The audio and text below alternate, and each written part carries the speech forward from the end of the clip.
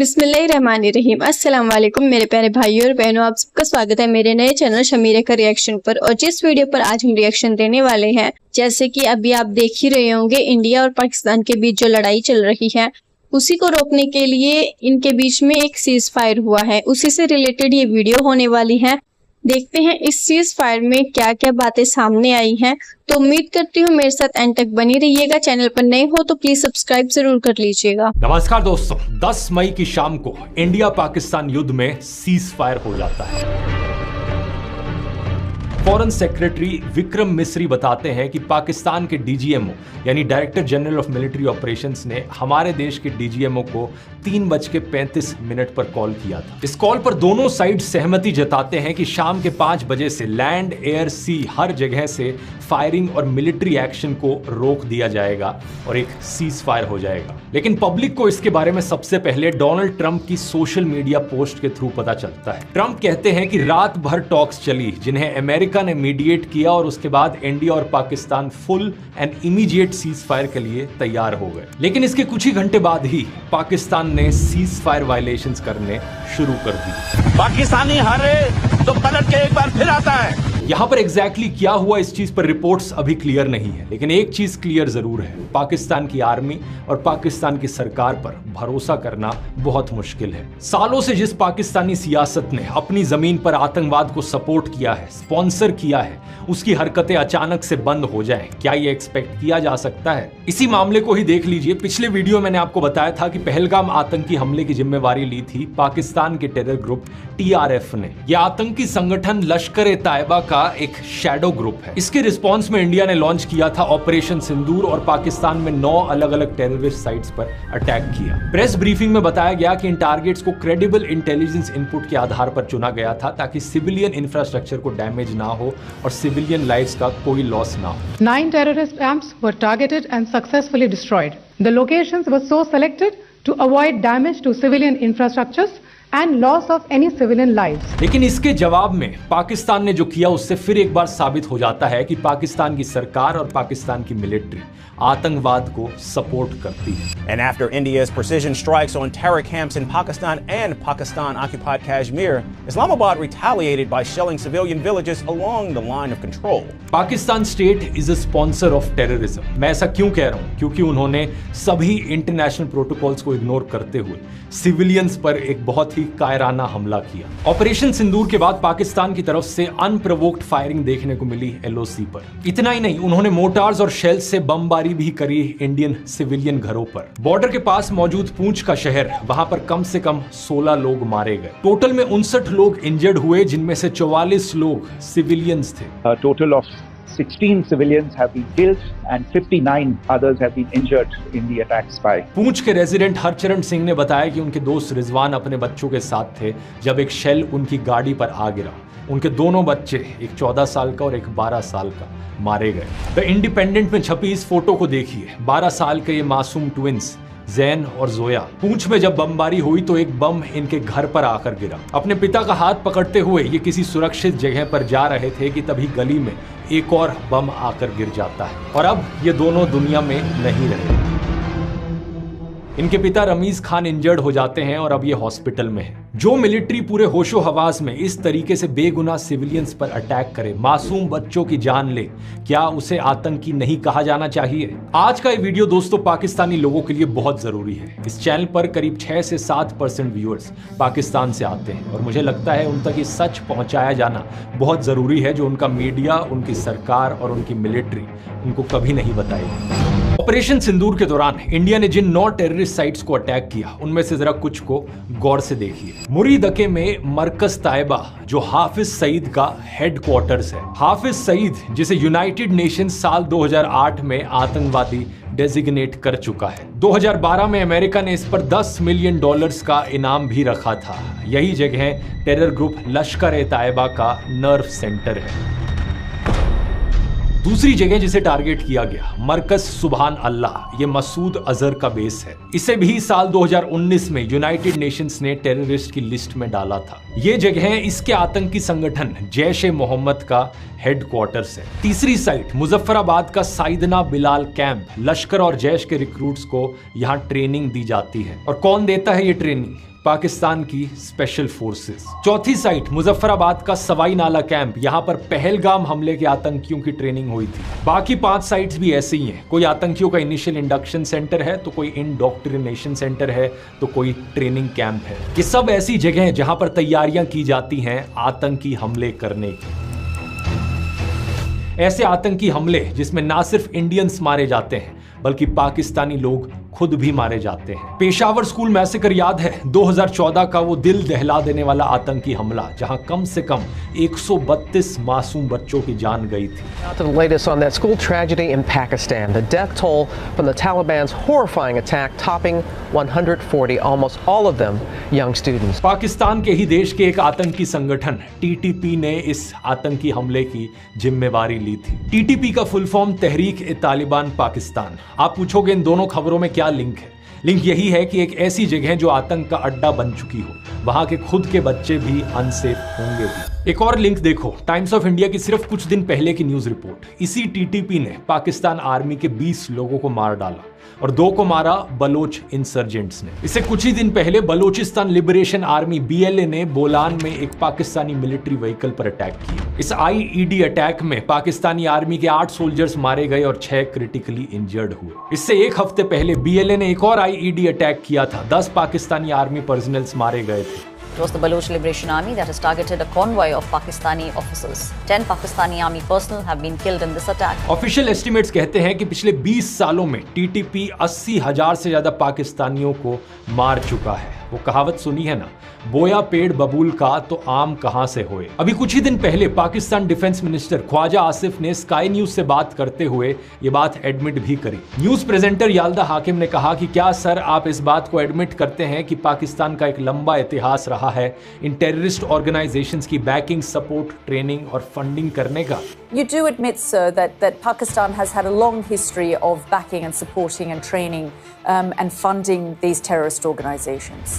तो इस पर ख्वाजा आसिफ जवाब देते हैं कि 3 दशक यानी 30 सालों से ये गंदा काम हम करते आए हैं, अमेरिका के लिए, वेस्ट के लिए और इवन ब्रिटेन के लिए। Well, we have been doing this dirty work for United States for about 3 decades, and West, including Britain. उन्होंने कहा कि ये गलती थी और इसी वजह से हमने सफर किया है। That was a mistake, and we suffered for that. मार्च 2019 में farmer Pakistani prime minister Imran Khan ने भी इस बात को एडमिट किया था। उन्होंने कहा था कि ये जिहादी आउटफिट्स तब से एग्जिस्ट कर रहे हैं जब अफगानिस्तान में सोवियट्स के खिलाफ US लेड अफगान वॉर हुई थी और वो दशकों से यहाँ ऑपरेट कर रहे हैं। पहले की गलती तो इमरान खान ने मान ली थी, लेकिन अभी की सच्चाई एडमिट नहीं करी। ये कहा कि पाकिस्तान अब ऐसे सभी जिहादी ग्रुप्स को बंद कर चुका है, उनके लिए कोई जगह नहीं। ख्वाजा आसिफ ने भी इसी तरीके से पहले की गलती तो मान ली, लेकिन अभी की बात पर डिनाइल मोड एक्टिव हो गया। स्काई न्यूज के एंकर ने जब पूछा कि पाकिस्तानी आतंकी संगठन TRF ने पहलगाम आतंकी हमले की जिम्मेवारी ली है, ये लश्कर-ए-तैयबा का ऑफशूट है।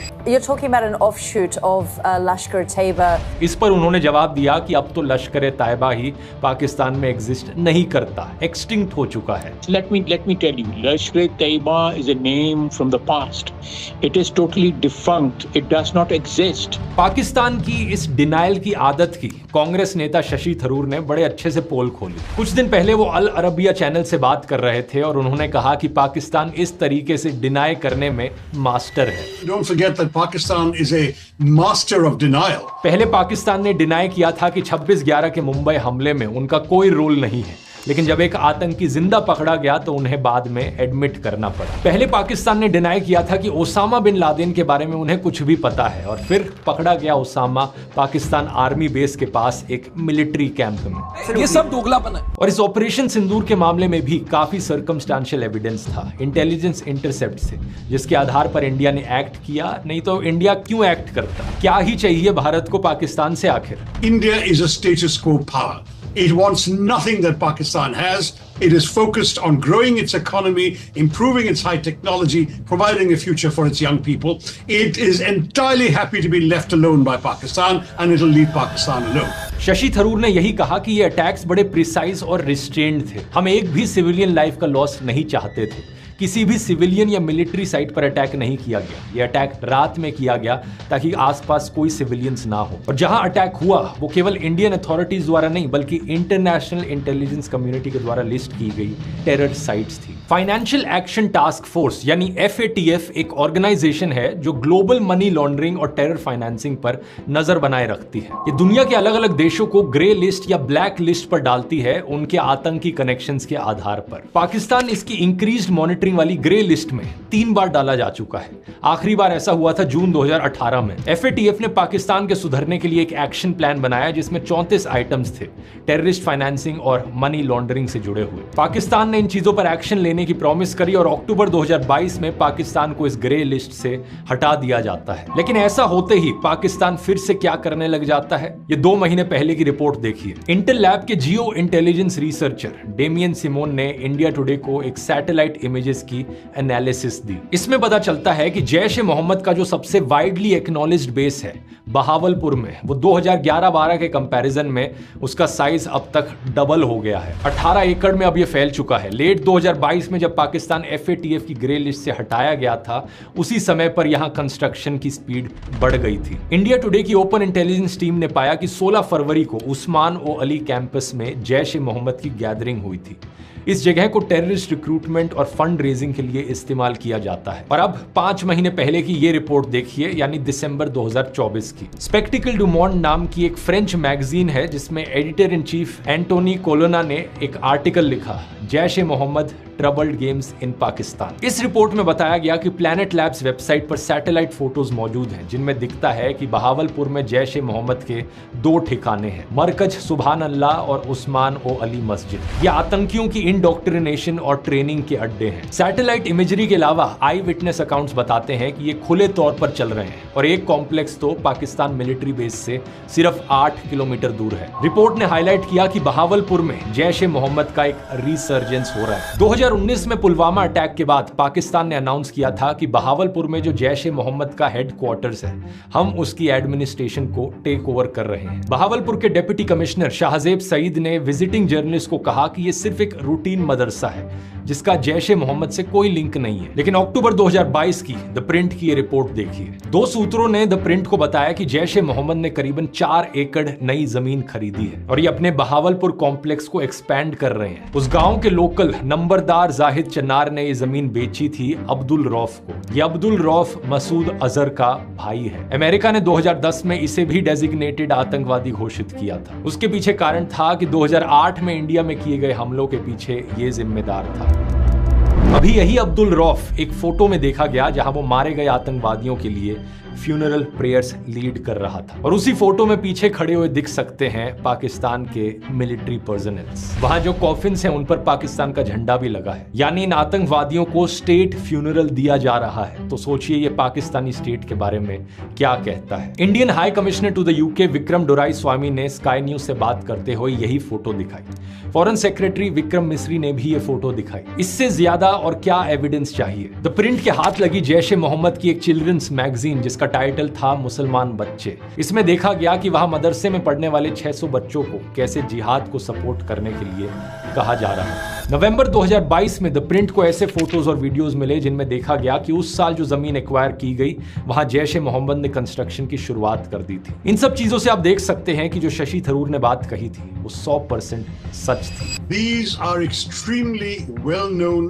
terror bases, the headquarters of the Jaish-e-Mohammed in Bahawalpur and the headquarters of the Lashkar-e-Taiba in Muridke. These are not innocent places. जहां इंडिया ने अटैक किया था बहावलपुर की साइट पर, वो एक वेल नोन टेररिस्ट साइट थी। 3 जनवरी 2022 को जैश ए मोहम्मद ने पीओके में एक पब्लिक गैदरिंग की। दिसंबर 2021 में जो श्रीनगर पुलिस पर आतंकी हमला हुआ था उन्होंने इसकी रिस्पॉन्सिबिलिटी क्लेम की और फ्यूचर टेररिस्ट ऑपरेशंस के लिए फंड रेज की। पाकिस्तान की सरकार से यहां सीधा सवाल किया जाना चाहिए और कितने सबूत चाहिए कि ये आतंकवादी संगठन अभी भी एक्टिव हैं आपके देश के अंदर। अजीब बात तो यह है कि किस तरीके से पाकिस्तानी सियासत FATF को बेवकूफ बनाने में कामयाब रही है। एक काम कीजिए, आप लोग जाकर दोस्तों उनके ट्विटर हैंडल को टैग कीजिए। उनका ट्विटर हैंडल है FATF न्यूज। उन्हें टैग करते हुए जरा ट्वीट करके इस वीडियो का लिंक पोस्ट कीजिए और डिमांड कीजिए कि इन सबूतों के बेसिस पर पाकिस्तान को FATF की ग्रे लिस्ट में दोबारा से डाला जाना चाहिए। यहाँ पर सवाल IMF पर भी उठता है, जिन्होंने पाकिस्तान के लिए $2.3 बिलियन का लोन पैकेज अप्रूव कर दिया। AIMIM के नेता ओवैसी ने पाकिस्तान को इंसानियत के लिए एक खतरा बताया है। उन्होंने इस फंड को इंटरनेशनल मिलिटेंट फंड कहा। माने ये इंटरनेशनल मॉनेटरी फंड नहीं, ये इंटरनेशनल मिलिटेंट फंड दे रहे हैं पाकिस्तान को। उन्होंने IMF के एग्जीक्यूटिव बोर्ड को लेकर हैरत जताई कि अमेरिका, जर्मनी और जापान इसके लिए कैसे तैयार हो गए। आखिर USA है, जर्मनी है, जापान है, ये कैसा है लोग इसको अग्री कर रहे हैं? हमारी जमीन पर, हमारे घरों पर, हमारे सिपाहियों पर हमले हो रहे हैं और इनको 1 बिलियन क्या है का लोन मिला रहा है। अभी तक हमने जैश-ए-मोहम्मद की बात की, अब लश्कर-ए-तैयबा के कारनामे सुनिए। कुछ दिन पहले इंडियन गवर्नमेंट एजेंसी NIA ने सुप्रीम कोर्ट को बताया कि 2021 में मुंद्रा पोर्ट में जो 2900 किलो से ज्यादा का हीरोइन सीज हुआ था, उसकी कीमत 21,000 करोड़ रुपए थी। ये लश्कर-ए-तैयबा की नार्को ट्रैफिकिंग स्ट्रैटेजी का एक हिस्सा था। देश के युवाओं को ड्रग्स बेचकर भारत को कमजोर किया जाए और उससे जो पैसे मिले उसे टेरर एक्टिविटीज के लिए इस्तेमाल किया जाए। Additional solicitor general Aishwarya Bhati ने कोर्ट के बेंच को कहा, देखिए पहलगाम में मासूम पर्यटकों को गोली मारकर उन्होंने भारत के साथ क्या किया है। उन्होंने एक्सप्लेन किया कि पहले भी सिमिलर कंसाइनमेंट्स अफगानिस्तान से भारत लाई गई हैं। इन ड्रग्स को दिल्ली के नेप सराय और अलीपुर के इलाकों में वेयर हाउसेज में रखा गया और फिर इनकी सेल से आने वाले पैसे को लश्कर-ए-तैयबा को रूट किया गया। उन्होंने कहा कि पेटिशनर कबीर तलवार, जिसने जमानत की अर्जी लगाई है, वो इस ड्रग सिंडिकेट का एक हिस्सा है। Adani ports and SEZ limited ने उस समय अक्टूबर 2021 में कहा था कि 15 नवंबर से वो अपने सभी टर्मिनल्स में पाकिस्तान, अफगानिस्तान और ईरान से आने वाले कंटेनर कार्गो को हैंडल करना ही बंद कर देंगे। लेकिन maritime-gateway.com पर दिसंबर 2021 की ये रिपोर्ट देखिए। एक महीना भी पूरा नहीं हुआ था ढंग से कि उन्होंने अपने इस डिसीजन को विड्रॉ कर लिया।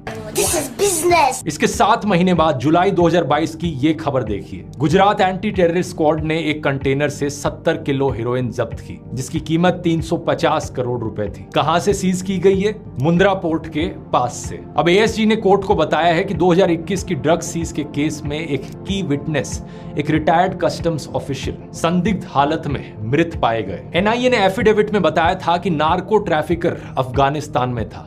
उसने पाकिस्तान की ISI और ईरानियन मिडलमैन की मदद से 2900 किलो से ज्यादा का हीरोइन अफगानिस्तान से ईरान भेजा और फिर भारत में इंपोर्ट किया। इसे टैल्क पाउडर के नाम पर छुपाकर इंपोर्ट किया। लश्कर-ए-तैयबा 1986 में फॉर्म हुआ था, जब जिया उल हक का इस्लामाइजेशन प्रोसेस चल रहा था। यूनाइटेड नेशंस के सिक्योरिटी काउंसिल ने कहा है कि इस संगठन ने बहुत से टेरर ऑपरेशंस किए।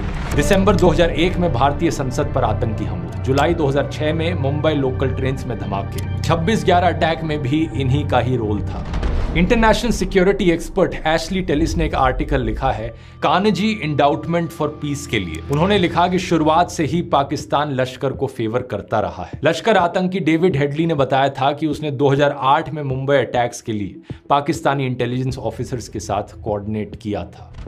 एक समय पर लश्कर-ए-तैयबा ने अपना एक चैरिटी विंग बनाया था, जमात-उद-दवा, लेकिन अमेरिका, ऑस्ट्रेलिया और यूनाइटेड नेशंस के हिसाब से इन दोनों में कोई फर्क नहीं है। इन दोनों को ही बैन कर दिया गया है। मार्च 2019 में पाकिस्तान ने भी इस जमात-उद-दवा को बैन किया, लेकिन 2022 की हडसन इंस्टीट्यूट की ये रिपोर्ट देखिए। ये पाकिस्तान की अकेली जिहादी ऑर्गेनाइजेशन है जो पाकिस्तान सिक्योरिटी एस्टेब्लिशमेंट के नेशनलिस्ट इस्लामिस्ट एम से अलाइन करती है। बताया गया है कि बलोचिस्तान में अपना एजेंडा इंप्लीमेंट करने के लिए पाकिस्तान सरकार लश्कर-ए-तैयबा उर्फ जमात-उद-दवा पर निर्भर रही है। पाकिस्तान में इस्लामिक स्टेट से लड़ने के लिए भी इसका इस्तेमाल किया गया है। जरा सोचिए, पाकिस्तानी सियासत एक आतंकी संगठन का इस्तेमाल कर रही है परसीव्ड थ्रेट से लड़ने में। इससे ज्यादा गई गुजरी सिचुएशन किसी देश के लिए क्या हो सकती है। इसलिए यहाँ पर पाकिस्तान के लोगों को आंखें खोलने की जरूरत है। इन्हीं सब चीजों की वजह से पाकिस्तान एक जहन्नुम बन चुका है। 2024 की ग्लोबल पीस इंडेक्स रिपोर्ट देखो। इस लिस्ट में 163 कंट्रीज हैं। पाकिस्तान की रैंक 140 पर आती है। इतना ज्यादा अनसेफ हो गया है पाकिस्तान में रहना, और ये चीज पाकिस्तान की खुद की रिपोर्ट्स भी बताती हैं। Centre for research and security studies एक इस्लामाबाद बेस्ड थिंक टैंक है। उन्होंने अपनी रिपोर्ट में बताया है कि पाकिस्तान सिक्योरिटी फोर्सेस के लिए 2024 का साल पिछले 10 सालों में सबसे डेडली साल रहा है। पिछले साल के मुकाबले पाकिस्तान में 40% ज्यादा अटैक्स हुए। टोटल में 905 इंसिडेंट्स, जिनमें से 444 इस्लामिस्ट टेररिस्ट अटैक्स थे, जिनमें से 685 सोल्जर्स और पुलिस ऑफिसर्स मारे गए और 927 सिविलियन आम लोग। पिछले कई दशकों से इसी तरीके से पाकिस्तानी लोगों को बेवकूफ बनाया जा रहा है। कुछ पावर हंग्री पॉलिटिशियंस बेवजह भारत से लड़ाई करते हैं, मसल फ्लेक्सिंग करते हैं और इसी बहाने देश के डिक्टेटर बन जाते हैं। ना कॉन्स्टिट्यूशन का कुछ अता पता, कितने बने कितने बिगड़े, ना डेमोक्रेसी का कुछ पता। लोकतंत्र तो ऐसा है कि आज तक कोई भी पाकिस्तानी प्रधानमंत्री अपने 5 साल पूरे नहीं कर पाया है। किसी को गोली मार दी जाती है, किसी का तख्ता पलट, किसी को फांसी पर लटका दिया जाता है, तो कोई एग्जाइल में और कोई जेल में। आज भी इमरान खान जेल में है। रिपोर्ट्स के अनुसार उनके साथ टॉर्चर किया गया है। इलेक्शंस भी फेयर तरीके से नहीं हुई हैं, पूरे देश का मजाक बनकर रह गया है। ऐसे में आम लोगों के लिए जीना बहुत मुश्किल है। मार्च 2023 में याद है कराची में क्या हुआ था? 11 लोग भगदड़ में मारे गए, जिनमें से 5 औरतें और 3 बच्चे शामिल थे। भगदड़ वहां हुई जहां रमजान के दौरान मुफ्त खाना बांटा जा रहा था। उसी समय की एक और खबर देखिए, खैबर पख्तूनवा में चरसड्डा में मुफ्त आटा बांटा जा रहा था। स्टैम्पीड हो गया, 1 की मौत, 8 इंजर्ड। मुफ्त आटे के लिए लोग लाइन में खड़े होते वक्त मारे जा रहे हैं, सोचकर देखिए। इससे याद आती है फ्रेंच रेवोल्यूशन की। क्या आप जानते हैं फ्रेंच रेवोल्यूशन होने से पहले साल 1775 में फ्रांस में फ्लावर वॉर्स हुई थी, आटे को लेकर वॉर्स हुई थी। क्या पाकिस्तान में भी तो कोई रेवोल्यूशन नहीं आने वाली? अगर रेवोल्यूशन आए तो बस एक बात का ध्यान रखना, ये जो रिलीजियस फैनेटिज्म है, हर चीज में रिलीजन डालना, इस चीज को खत्म करना बहुत जरूरी है। जब तक पॉलिटिक्स में रिलीजन रहेगा तब तक आप बेवकूफ बनते रहोगे। मैं फवाद खान, माहिरा खान जैसे सेलिब्रिटीज से कहूंगा, अगर वाकई अपने देश की फिक्र है तो इसे सुधारने पर फोकस करो। हिम्मत करो अपनी सरकार से सवाल करने की। सवाल करो अपनी सियासत से, पाकिस्तान एक आतंकी देश क्यों बन रहा है? सवाल करो कि इन आतंकवादी संगठनों को पाकिस्तान की मिलिट्री इतना सपोर्ट क्यों करती है? तो गाइस, इंडिया और पाकिस्तान के बीच जो सीजफायर हुआ है उसके बीच में ही पाकिस्तान ने हमले शुरू कर दिए थे। तो देखते हैं इसका अभी क्या रिजल्ट निकलता है। आपको ये वीडियो कैसी लगी है मुझे कमेंट करके जरूर बताना। अगर अच्छी लगी तो प्लीज लाइक शेयर कर देना, चैनल पर नए हो तो सब्सक्राइब कर लेना और अपना प्यार और सपोर्ट ऐसे ही बनाए रखना। इसके साथ ही मैं आज की वीडियो एंड करती हूँ। आप सब अपना ख्याल रखिए, खुश रहिए। अल्लाह ताला से दुआ करूंगी कि आप सब खुश रहें, आप सबकी हर ख्वाहिश पूरी हो। बाय बाय, टेक केयर, अल्लाह हाफिज।